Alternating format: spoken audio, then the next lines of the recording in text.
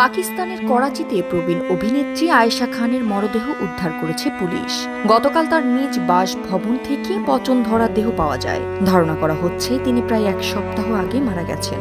তার বয়স ছিল ৭৭ বছর।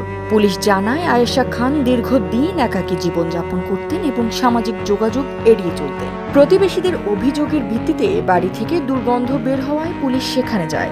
দরজা না খুলতে পুলিশ জোর করে প্রবেশ করে তার মরদেহ আবিষ্কার করে।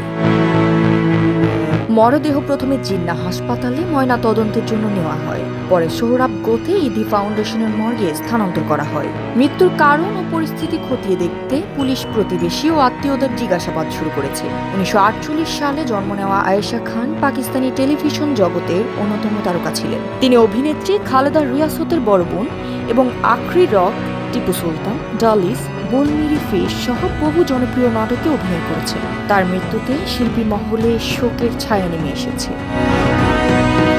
আর এ জ্যোতি, দৃষ্টি ২৪।